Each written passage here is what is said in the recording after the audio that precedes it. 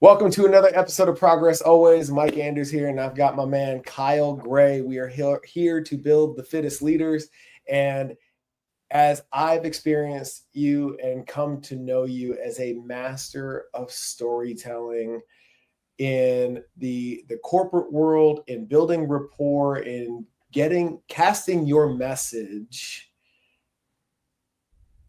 it's very rare to come across someone who pays attention to the power of language and the cadence with which a narrative is spun as you are. So I'm so curious on behalf of myself, very selfishly, and for those listening, about your craft and how you've mastered storytelling, flowed that into a career, and use it on a daily basis. You have this really amazing video on Instagram about podcasting and storytelling and how that back and forth can bring value to the host and the audience simultaneously, while you as the guest reinforce the story you're telling. So all those things we'll cover today, man. But first and foremost, I want to thank you for sharing time, space, and energy today. Appreciate you, man. Mycal, I'm so honored to be here. I appreciate the labor of love that you've put together in this show, and I'm so grateful for the opportunity to share with your audience today. And I hope that, everybody can leave with thinking a little bit differently and something that they can put into action right away. 100%, man. So let's go back to the beginning. I feel like there's the element of healing that was very much the catalyst for this journey. Let's start there. You had some international travel. You got sick. Mm-hmm. Went the conventional medicine route. Couldn't quite figure it out, and then that led you down a very naturopathic journey, and through the self-healing process that became a lot of the story that you tell. Yeah. There's three threads that you've already kind of hinted at that make up my story. I think paying close attention to language and cadence is another thing, and meaning. We'll start with cadence. When I was in my late teens and early 20s, I had no idea what I wanted to do with my life, except that I was a musician. I was a singer-songwriter, and I applied for a performing arts school and really wanted to just be a rock star. I wanted to write songs that were different and lyrics that changed people's minds and opened them up to new ideas. And I put a lot of pressure on myself to force the music out after a while, and lost the joy in the process, and ended up burning myself out on it. And then after that, the only thing that I knew I wanted to do was I wanted to travel. Mm-hmm. My first trip abroad on my own was in Chile. I was doing a language exchange, and would begin what would be really defining travel for me. Shortly before I left, I had a friend that committed suicide. A member of the church I went to, somebody that I had mentored and was really, really close with.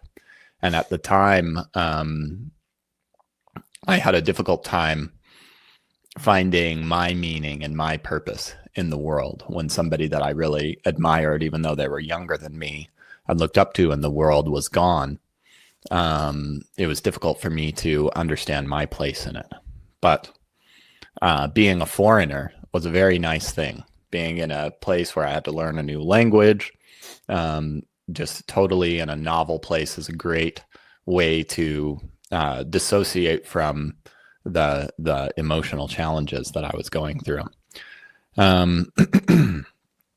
Yeah. And I remember making a kind of a quiet decision there that at the time, or before this, I was a very big Christian, and I decided I didn't really want to believe in God anymore if things like that happened in the world.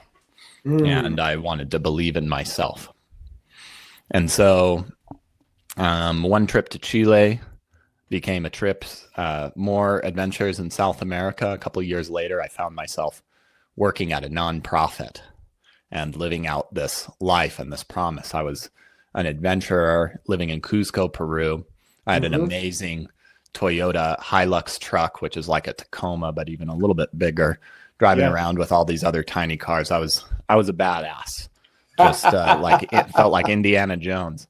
And I took a trip down to the Amazon for like a break between 2 months of working with this nonprofit. And I booked a like an adventure through the jungle.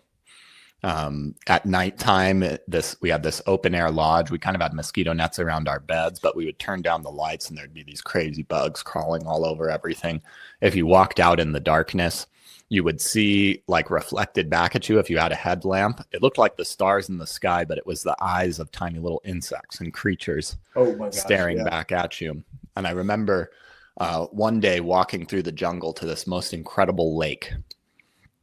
And there was this rope swing just sitting there. And I'm 22 years old and I feel like I'm Indiana Jones. Of course, I'm going to rope swing into the lake. Yeah. A few days later, I found myself extremely sick. I couldn't keep any food down, couldn't keep any water down, and ended up going to a clinic because something in the water had gotten into my system and really messed me up. I went to this clinic and they gave me this nuclear dose of antibiotics or something and sent me on my way. And at the time, I thought I had great genes. I was perfect. I would never have to worry about my own health.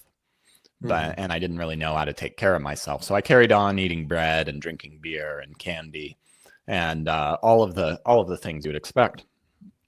And I started feeling anxiety all of the time. I felt like something was really wrong with me. And I was angry at myself for feeling these feelings. I thought myself weak. Why am I like this? What's wrong with me? I should be having a good time. I'm also traveling to other countries. I'm going to Brazil. I'm going to these other places. Things should be good. Yeah. And it progressed into, you're not working hard enough. You're not doing enough. It progressed into joint pain. My jaw started to feel like it was going to fall off my face. My elbows and knees started to just like I couldn't hike a quarter mile without some serious knee pain. I would get something like carpal tunnel syndrome in my wrist and then get an ergonomic keyboard to try and fix it. And then it would go into my elbow and it felt like I was fighting the Hydra. Every time I took care of one problem, 3 more would come up in its place. And at the time, in my 20s, I just kind of soldiered on and soldiered through it and mostly begrudged myself for feeling so bad. And simultaneously was finishing up school and really enjoying learning, or like I discovered that there were entrepreneurs out there that were traveling the world and growing real businesses from their laptops. And I wanted to figure out how to do this myself. I started a career as a blogger, a copywriter, a content marketer. I helped a startup grow to $1 million in annual recurring revenue and started making a name for myself. I got to live in Thailand while I was working for the startup and continued this travel. And it was a really beautiful time where after a year of working with this startup and helping them grow that quickly, I had built a name for myself and then plugged myself into other companies like selfpublishing.com and helping them create a content strategy and hiring. Yeah. I learned how to write my own books. And then I found this, I saw this joint venture webinar presentation by this Chandler Bolt was working with this guy named Pete Vargas. And Pete started talking about how to grow a business, speaking from the stage, using your story as a real actionable business growth tool. And it reminded me of what it was like to be a musician and perform from the stage and make an impact. And I knew that I had to be a part of this. I started writing with them and helping them with their content and learning their process and attending workshops, learning how I could do this myself, and started building an agency along with working with this company and building a team of people who could help me write webinars and sales pages and scale up. But I was still every day struggling with this sickness. And as my career started to progress, I found myself at a workshop, facilitating a workshop, helping people become great speakers. And in this in this room. Well, let me take one step back. Right around this time, I was doing a lot of I was doing real coaching for the first time. I hired my first coach, a life coach.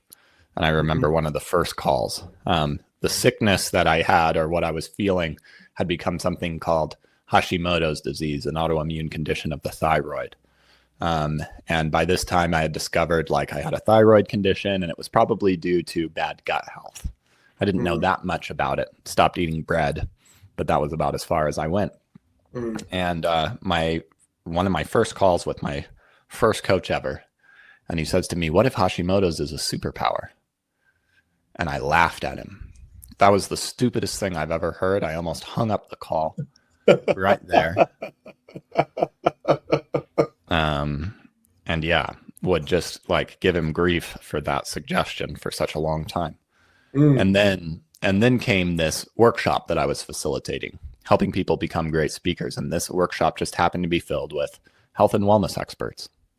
And I remember sitting down at a table next to one woman, and she says, "Hi, my name's Dr. Grace. I help people overcome chronic autoimmune conditions through better gut health."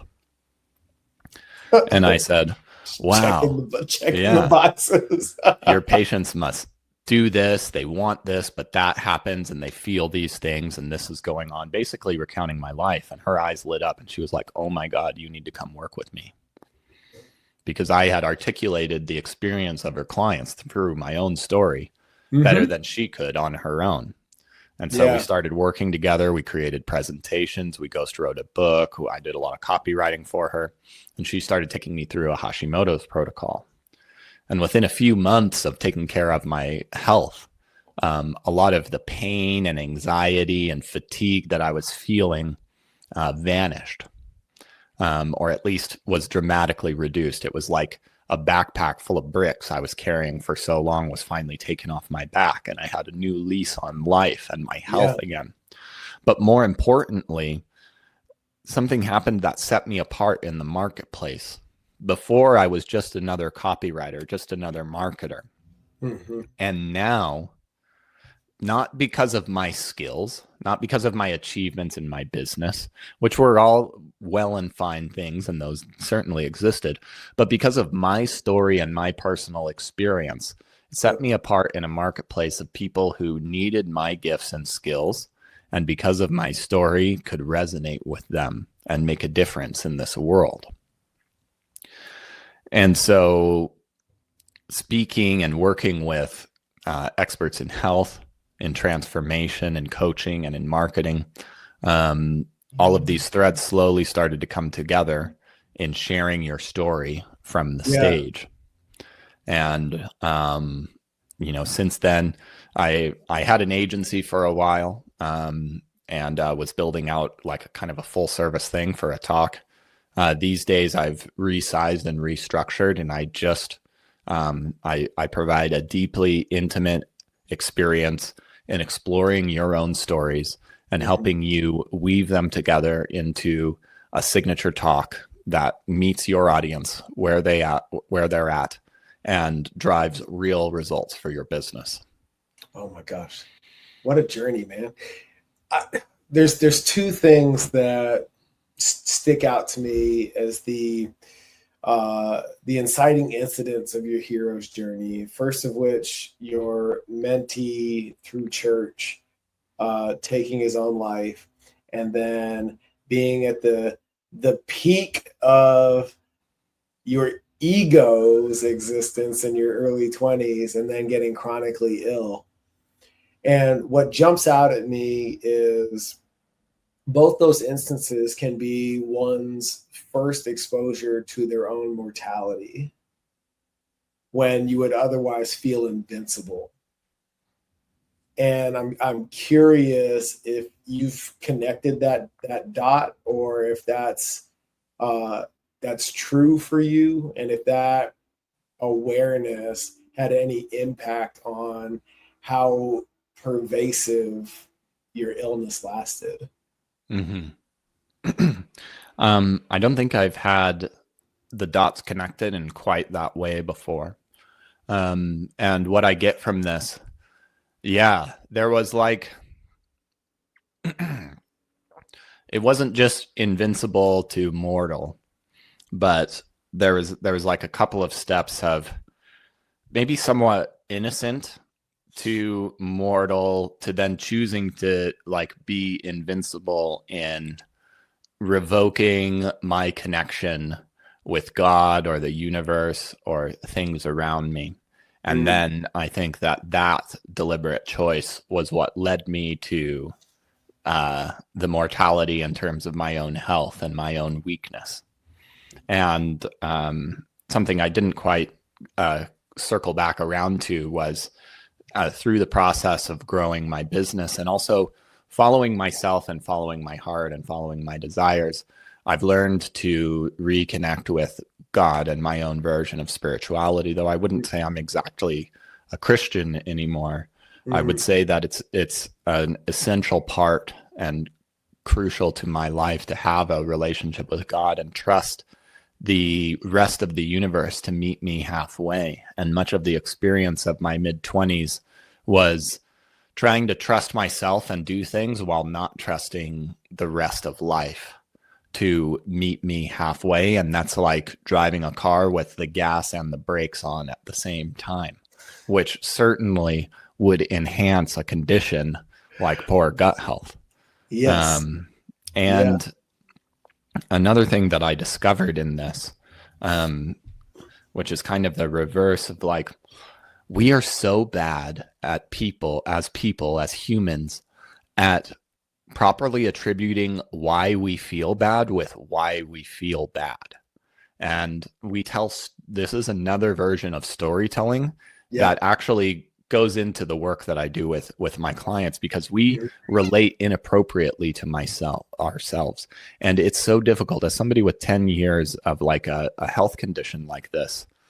I can wake up in the morning and waking up in the morning with like imbalanced hormones or poor gut health will lead to you waking up and feeling anxiety. You'll feel anxiety in your gut. But I've never woken up and thought to myself, wow, my gut dysbiosis is really bad today. That's unfortunate, which would be the most amazing blessing ever. It's, wow, my gut health, or wow, I'm feeling anxious today. It's because I'm not working hard enough. I need to bring in more clients. I need to do this. Man, I'm such a piece of shit, or it's the other political party that's ruining everything for us, or it's this bad person that left a comment on my thing. And so our brain will fill in the blanks of why we are feeling this way with the actual feeling that we have. And learning how to separate yourself from your story in that way and separate and really accurately assess your circumstances can be so difficult. And so I spent many years feeling bad. And because I felt bad, I told myself bad stories, and I made choices that were misaligned with me. And it's difficult to think clearly and holistically if your biology doesn't line up with you, which is kind of one of the weird things about like personal development, that I think if we took some time to work on our digestion, our mindset might improve. I wholeheartedly agree. I mean, you're familiar with the hierarchy of our states of being as presented by neurolinguistic programming, correct? Your physical regulates your emotional, creates clarity of mental, and allows you to show up as your highest and best spiritual self. And what you're describing is getting to the root of it. We talk a lot about, in the zeitgeist, in social media, that movement is medicine. We can take that one step further from a nutritional perspective by getting the gut to move the way that it's supposed, more efficiently, the way that it's supposed to, right?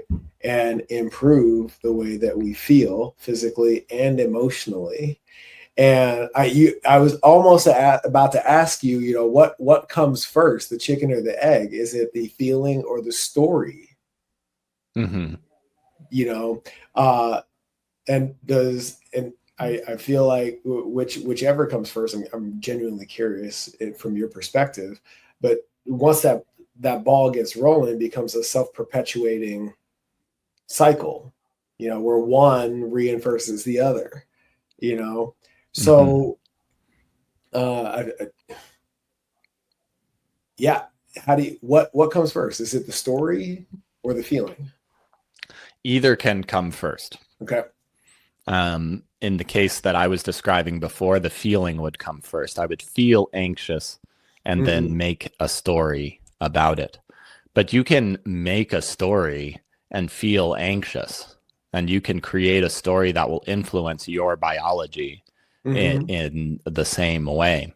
And this is like, it's really interesting in like seeing story from all of these different perspectives. And I've had to explore this idea and topic very much from a point of like real need. I needed to understand the stories I was telling myself as a personal imperative.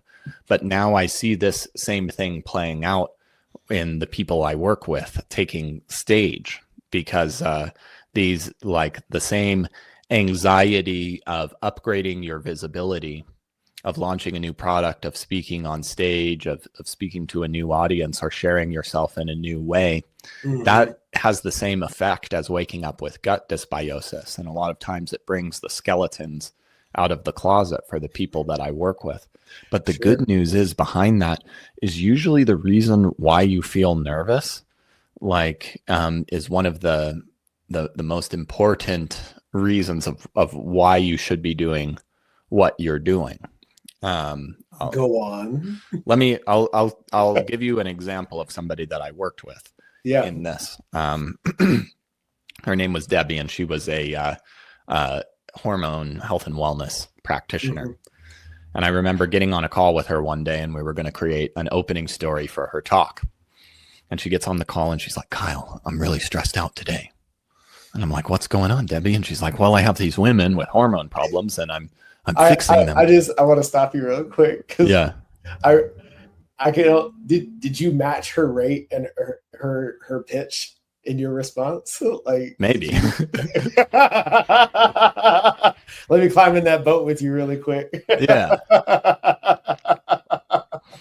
Well, yeah. I mean, I guess a side point for this is something I've discovered is that people don't really come to me for answers. They come for me for questions and for curiosity and playfulness and these ideas to reveal these things, because we're so stuck in them, just like I was. So she's like, "I have women with hormone problems and I'm fixing them." And I'm like, that doesn't sound like much of a problem, Debbie. And she's like, "Well, I want to work with children with ADHD and their parents as well, but I don't know if I can focus on both of these audiences at the same time. And you know what? I just figured out recently that I have ADHD, and I'm in my 50s now, which means I've been looking back at decades of dopamine-driven decisions that have led my life every which way. And I just keep thinking to myself, if my parents had only known, they could have done something." So this isn't a very good attitude to tell a story, but she is feeling the pressure of upgrading her visibility and sharing who she is with the world. Yes. Right now. And I say, "Debbie, do you want to play a game?" Okay. I'm amazed that people say yes, but they do. And I say, "Write down what you just said. If my parents had only known, they could have done something." I have her write it down, read it out loud, take a big breath, read it out loud, take a big breath, read it out loud, and take a big breath. And I say, "How did that feel?" "Not very good." "Okay, perfect. We're on. That's exactly where we want to be. Let's change one word and then see how it feels. If I had only known, I could have done something." Read, breathe, read, breathe, read, breathe. "That feels still not good, but a little bit better." Okay. Let's try another thing. "I know now I can do something." Okay, better, closer, warmer. I ask her, "What do you think one of the biggest reasons why a parent with a child with ADHD symptoms, they might not want to work with you?" She knows immediately. Well, they don't want to open up this can of worms with a diagnosis and have to deal with all of these things. So you know what they'd rather do? They'd rather just ignore it. And I say, Debbie, what does that lead to if they just ignore it? It leads to decades of dopamine-driven decisions that have led your life every which way. And she gets it. I know now, and that's why my message is so important. Debbie, tell me a story about somebody that you know in your family that has experienced symptoms of ADHD. She knows right away. She tells me the story of her grandson jumping off the walls, bouncing all over the place like any boy or boy with ADHD would. Right. The boy's father is shouting at him, trying to calm him down, trying to control him. They both end up frustrated, exasperated, exhausted. And she looks at her grandson and she knows exactly what's going on. And she can see in his eyes and look back to her own life and the decades of dopamine-driven decisions that have led her life every which way. And she thinks to herself in that moment, if my parents had only known, they could have done something.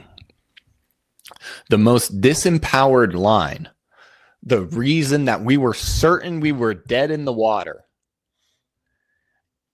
without changing any words, but by doing some weird Aikido move to change how we actually related to those words, became the most important objection overcoming element to her story that met the audience where they were at. And it transformed this burden to a rocket fuel, to inspiration. And so there's a secret healing process that happens into this when what the mechanics of this are is we're learning how to tell stories and why to tell stories. Mm-hmm. And most of us don't know how, or we have a wrong idea of what they are. And so we relate to we just relate to our stories wrong. Mm-hmm. And having it reflected back to you and sometimes tricking you into appreciating your own story it's like most of the people I work with are sitting on these treasure chests of who they are, who I am, mm-hmm. because we're over and we don't notice it because we only value what we do and what we've done. And by being able to integrate who we are, just like I did with my sickness, into separating myself in business, we can create something unique. It's how we demonstrate wisdom and experience, not just I have all of the answers. Yeah. But I understand exactly what it's like to be you right now, ideal client, and I care to get the solution for you. That's so interesting. You know, I shared with you in our first conversation the awakening I had around being kicked out of the Air Force Academy and how that was the catalyst for the credential chasing that perpetuated the next 20 years of my life.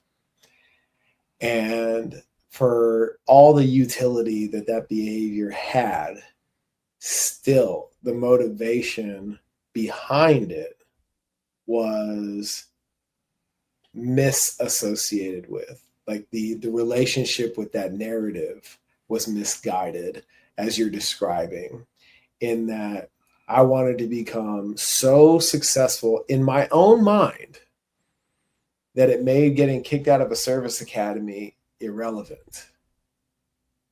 When in actuality, and this came full circle, I had a client come to me in a very troubled time of his life and shared with me some shit that, like, as our relationship was, I was not on the roster of sharing this information.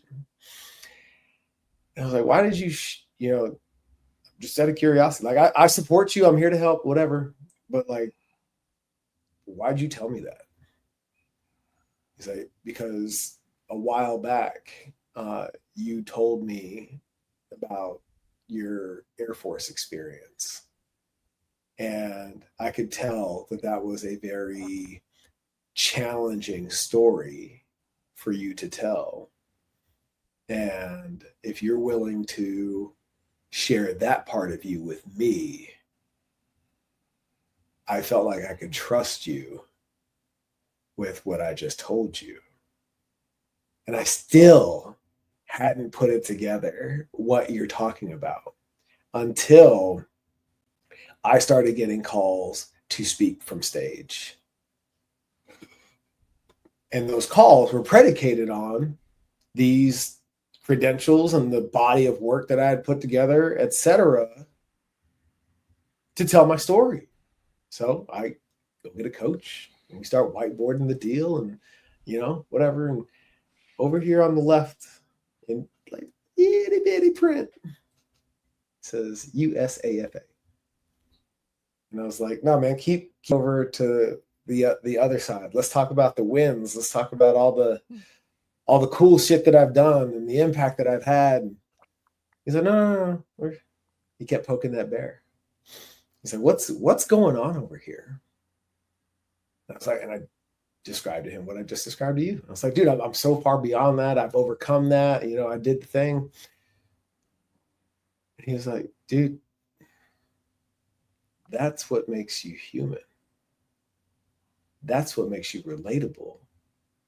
That's what makes the audience believe, not just in you, but in themselves. Because that's the part of you that they see themselves in. Otherwise, whatever their academy incident is, that is what they're going to connect with. Not all the shit over here. And it helped me, as I would come to learn, transmute the energy of shame in that story to something sacred in the telling of it. And you're familiar with Joseph Campbell's work. That was the inciting incident of my hero's journey. And it changed the game for me. So as you're describing the work that you do, that's what I'm hearing. You're reintroducing and helping folks transmute the energy of their story into something that is empowering and useful and not shameful or telling it from a perspective of regret, but from a place of utility.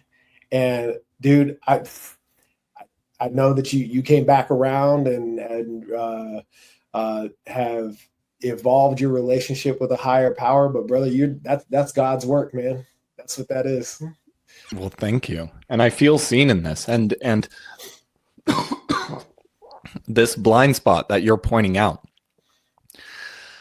is devastating experts everywhere on stage. Maybe not entirely devastating, but it's keeping you at a C- when you could be at an A. Yeah. And that same thing, so many people show up to their talks and they have that attitude that you have, and it feels natural and it feels right. And you're lucky to have had a guide and a coach that can reflect and show you the different things, because most people don't approach this because they're like, well, I'm a successful business person, or I have a successful podcast, or I have 10,000 Instagram followers, so I know how to do this stuff. But you see that in your story, and now imagine this multiplied in the same blind spot when we're thinking about, like, what do I teach?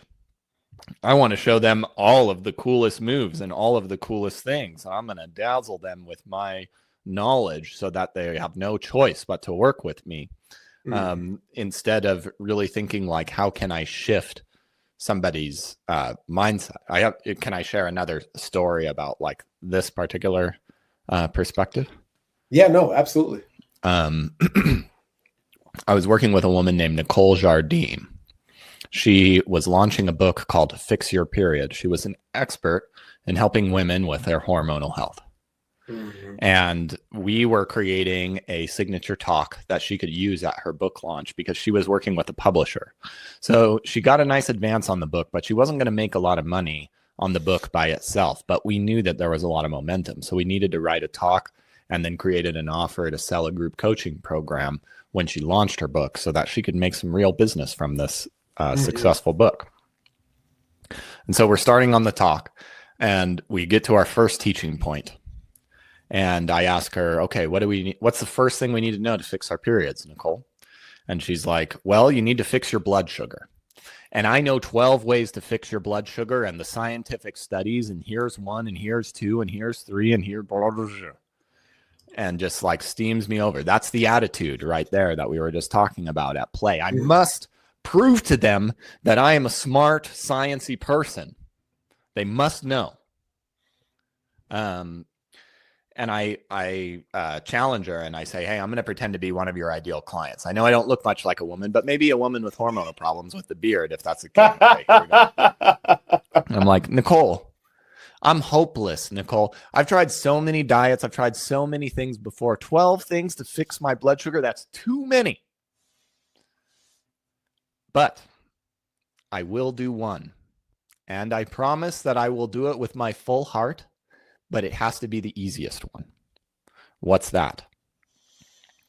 And she's like, well, that's chew your food more. You can chew your food more and it will help you process, and digestive enzymes are released and you actually digest your food better by just chewing your food a little bit more. But that's boring.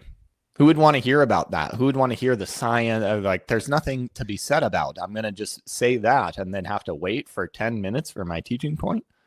You're crazy, Kyle.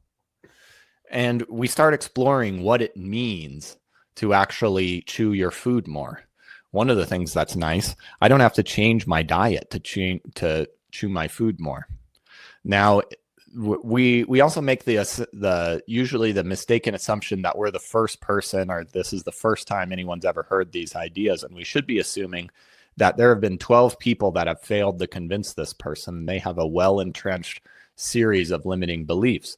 And anyone who's like, well, I can't diet, is not going to listen to the rest of your 12 reasons to fix your blood sugar.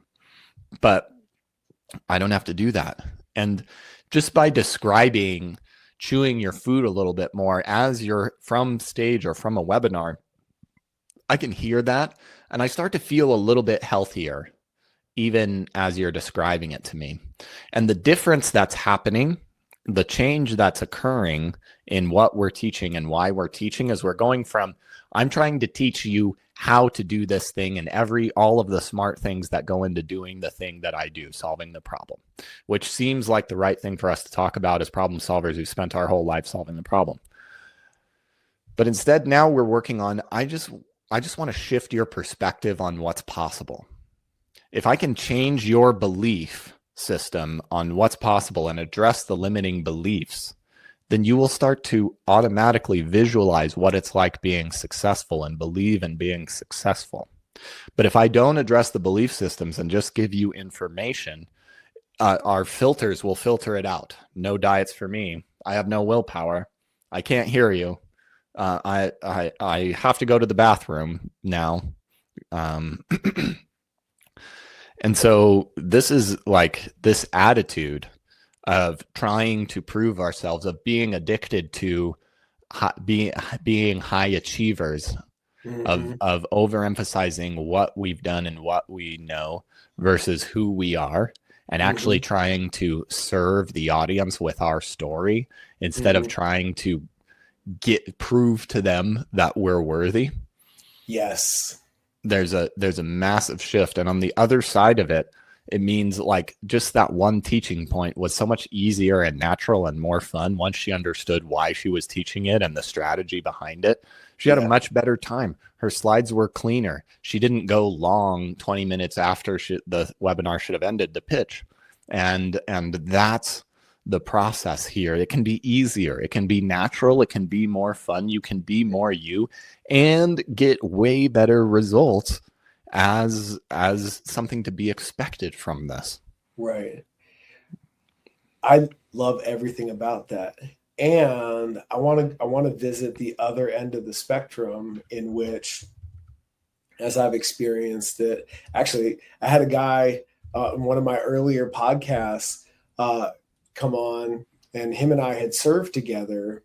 And, you know, in the grand scheme of Operation Iraqi Freedom and Enduring Freedom in Afghanistan, you know, in that window of time, if you didn't deploy, if you don't have a war story, what did you really do? Right? This is a very common narrative amongst the veteran community. Okay. And he's one of those guys. And so very powerful, takes up space, great command presence, knows his shit in his industry. And I'm like, dude, why aren't you like sharing your story? He's like, oh, I didn't do anything cool. It's like, why do we grade ourselves against the field as to whether or not our story is worth telling? There's the intrinsic shame of getting kicked out of school and the coming from behind and picking yourself back up and dusting yourself off, and like that's very internal. And then at the same time, you know, if I'm comparing that narrative to, you know, what Elon and Bezos and, you know, Mark Cuban have done, like, I don't have a story worth telling. Why would anybody want to listen to me? Right? Why do we do that to ourselves? Mm-hmm. Again, it's just another symptom of this addiction to achievement, and it becomes harder, especially when we get into like the 6 or 7 figures. There's this interesting thing. We start out and we have a vision and we're excited, and there's something that we bring to the table, and it gets traction to the point. We start building teams. We got to manage our teams. We got a lot of projects. We got a lot of clients going on, and we're at 6 or 7 figures. And now all of a sudden, the energy that it takes to manage our success takes up all of our time and space, and we actually forget what, like, to do the things that made us successful in the first place. And because we have this feeling of it's just what we achieve, it's just what we're doing, and we're constantly trying to do more. Because to be an entrepreneur, I think that to be an entrepreneur, you have to get your wires crossed in your brain at one point or another. And the crossing of the wires is somehow, some way, I'm not good enough. And you know what? I'm going to prove to them that I am good enough. And this is great in the early stages of being an entrepreneur, because you work really hard and you grind and you listen to Gary Vaynerchuk and you get it done. But this attitude hits a ceiling of usefulness somewhere around the 6 figures mark, because you can't just effort and force your way and grind your way past your problems at a certain threshold of success. And I feel so seen right now. I have been there multiple times. And it's a transformation in relating, like, okay, who I am is valuable as well. And that's the reason why you didn't want to share about the Air Force thing, and that's the reason why the other guy didn't think that he had any stories. And another element of this is we just don't know how to tell stories, because there's one simple thing of, like, a good story is not a story that people will come up to you and be like, wow, I never, like, you know, threw 100 grenades or did something Rambo-y, action-y, something. No, but like, we all want that story, but it doesn't have the right effect. The right effect is of, like, what you would want somebody to come up to you after a talk is not to say that was the most incredible thing I've ever heard, but to say the same thing happened to me. But we don't notice that, and we don't realize that. And because we're always thinking in this lens of being the high achiever that we've become and we've used to, that it creates the blind spot that you already pointed out earlier, which a lot of the times, like, again, these are the things that people come to me for. I don't have the right answers. I don't know more about how to help your clients than you do, but I can play with your knowledge and reflect back and help you see and feel how to relate to your stories in a different way. And it makes a difference, not just on the stage and your numbers, but it makes a difference in your everyday life that you go out and choose to live.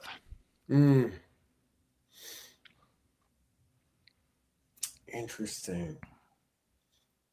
So how does one become, as Kyle coaches it, how does one become more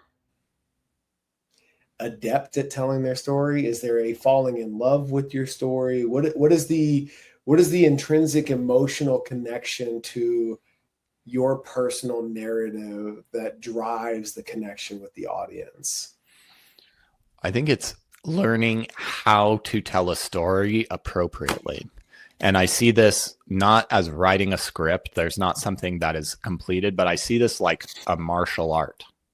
Mm-hmm. And so if we learn how to tell a story, that's like a certain kind of punch or a kick. Yep. And there are many different stories and tactics and techniques, and we learn them over time.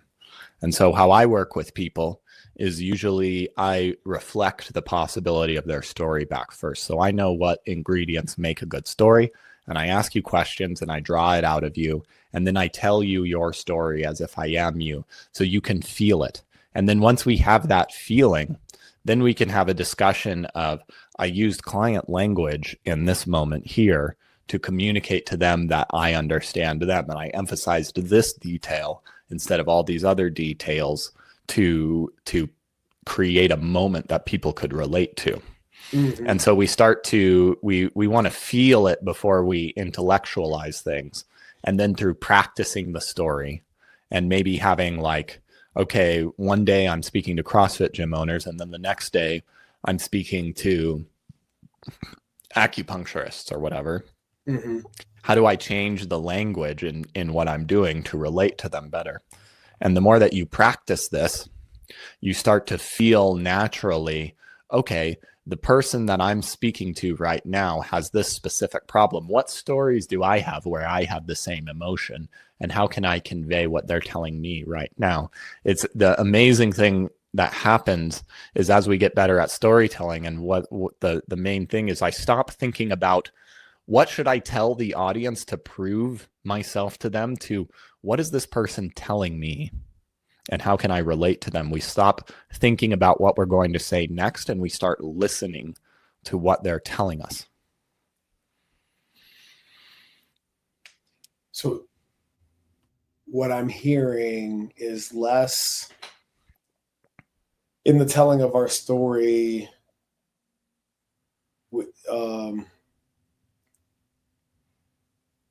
revealing these pieces of ourselves as a means to connect, not to prove. Yeah. In service to them. Mm-hmm. This is another word for this is imposter syndrome. If I'm trying to prove myself, I feel imposter syndrome. And before I go on stage, I'm worrying about all of my flaws and I failed the Air Force and these things and woe is me. Instead of the cure is always the same. We think about the audience that we need to serve. There are people out there in the audience who have lost all hope, who think that they're worthless right now and don't know where they're going to go. And I need to help them right now. And my story can help them. My teaching can help them. I'm here for you. Instead of I'm trying to boost my conversions and make my sales, because if I don't make enough sales, I'm going to have to work hard. And the wife's already mad about how hard I work. And there's a difference that is very subtle. You don't notice which way you're operating in, usually if you're on your own making these choices.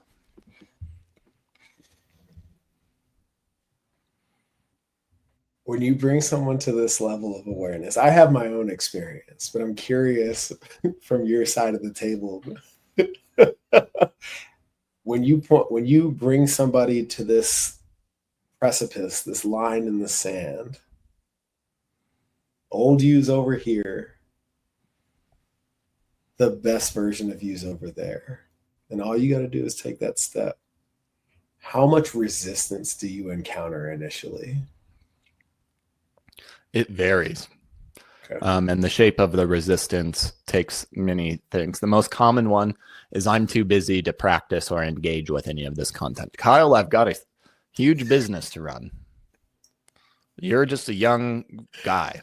You got long hair. You don't know anything about this.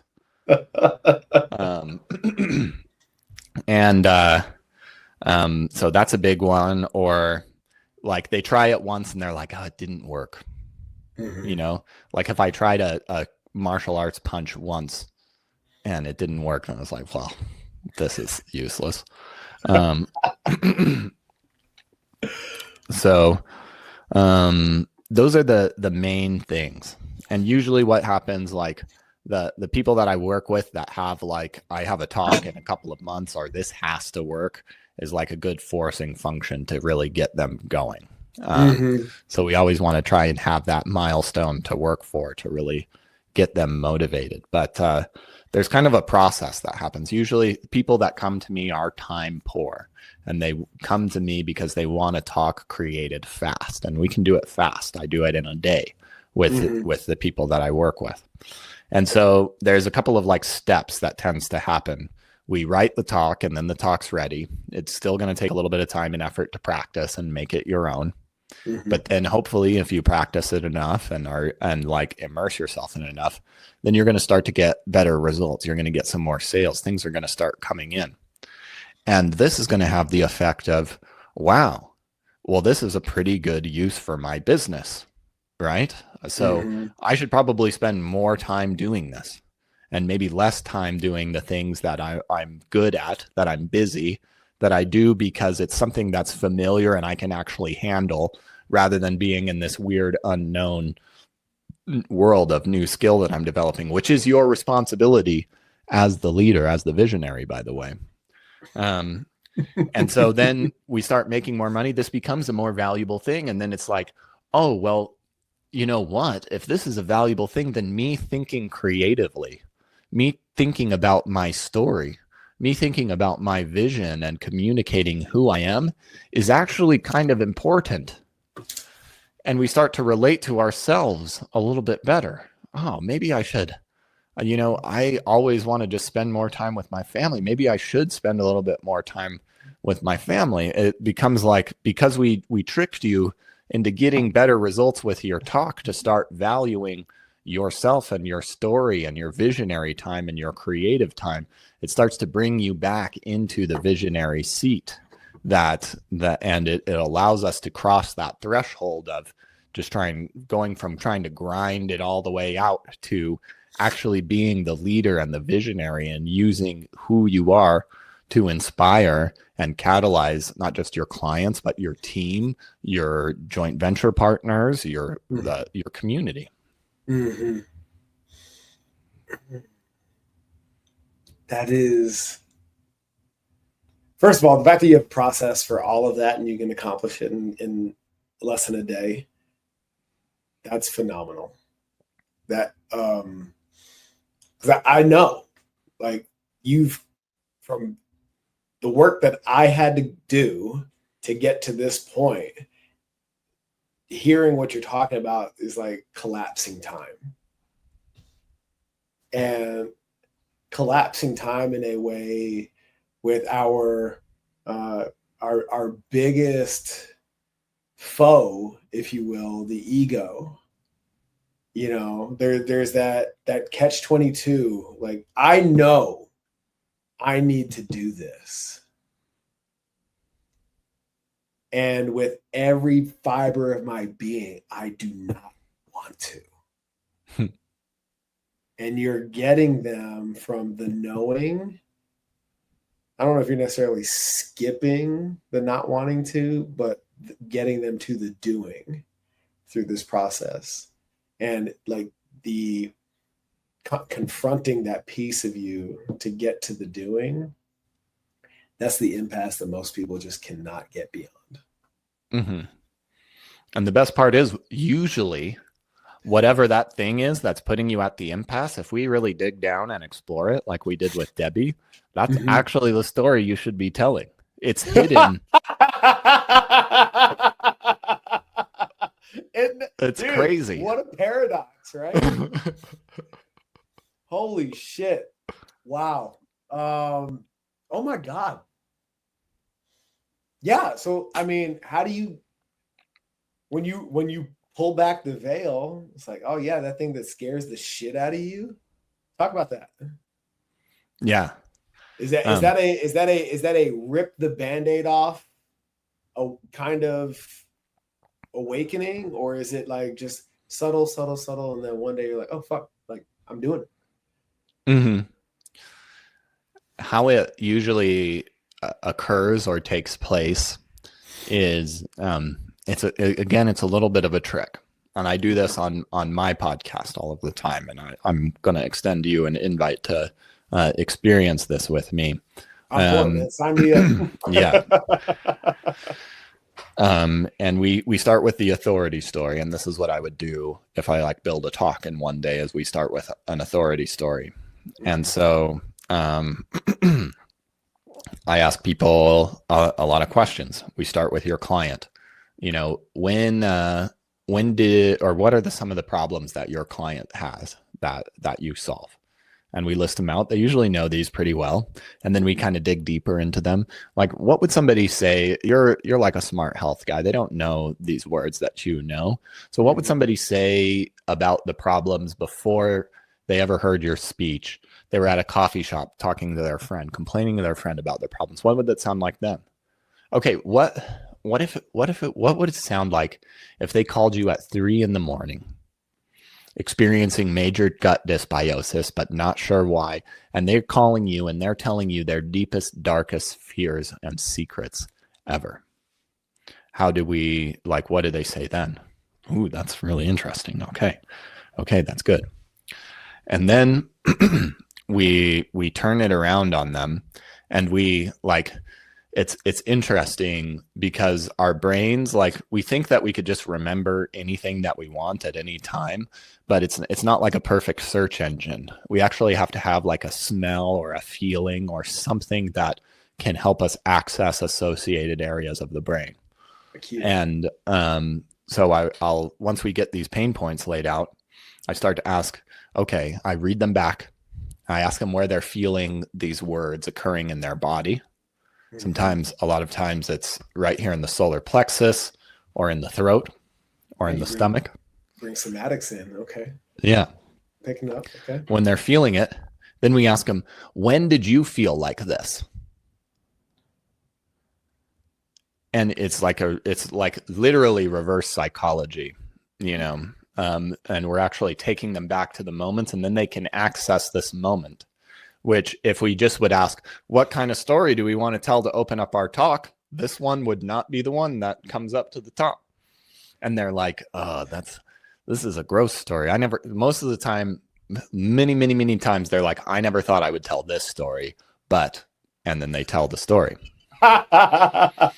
And so I gather the details, and then I tell them their story back to them, applying the frameworks, which infuse purpose, infuse service to the audience, infuse these techniques that we have been cultivating so that they can see and feel and experience their story told in a way that's in service to the audience. They can feel, wow, I never saw it this way. I never related to it this way. A lot of people cry when they hear their story for the first time this way because it's so deeply meaningful. And I can help you get there faster because just by asking you questions and drawing it out of you, and then doing the editing and the processing myself so that you can just feel it before we intellectualize every little step and tactic that's going into this, they feel that purpose of like, wow, there's something valuable here that I didn't notice before. And when the sense that, which is, again, like, this can serve my people. Wow, I have more value and more purpose and more meaningfulness than I actually thought I had accessible to me. And that's what will create the courage and the alignment to go up on stage. And then if there's something that magical happens, it may not always happen the exact first time you speak, but maybe the second or the third time you're practicing the story and you're on. And this time, even though you've spoken hundreds of times in front of people, you can tell that they're leaning in a little bit more and they're a little bit more engaged, and you feel good and you feel better. And then you become more alive and they engage more with you. And once you feel that and see it in your numbers, then you know I can't, there's no going back to this old way of thinking. Right. Right. Dude, I'm so grateful to call you friend, to have you in my circle, to have this conversation and share time, space, and energy with you today, man. There is just so much wisdom in what we talked about today. Where can the audience get more from Kyle? Well, Mycal, thank you again for having me. And there's a true amount of wisdom as a very professional question asker myself. It's an honor to be led and discovered and responded to. And you've put a tremendous amount of work into this. So thank you so much for having me. You can learn more about me. You can check out my podcast. You can learn about how to work with me and see many, many articles on how to tell better stories and speak better at thestoryengine.co. You can find me on Instagram or LinkedIn at Hey Kyle Gray. And would love to connect with you all there. If you got any insights or takeaways from this, please let me know. And yeah, check out the podcast where every single week I am creating these stories. I'm walking all kinds of 6, 7, and 8 figure experts through this exact same process. And you can see how this is done every single week with a different expert. Soon to be you. I'm for it, man. I'm pumped. I'm pumped. Thank you, brother. For everybody out there listening, connect with Kyle. Discover the value that your story truly possesses. And remember, if you're interested in being the fittest leader, go to the next level, join us in the Next Level Village. And we're going to show you how to do that with integrity, courage, and ownership. nextlevelvillage.com. Everything about Kyle will be in the show notes. And as always, progress always.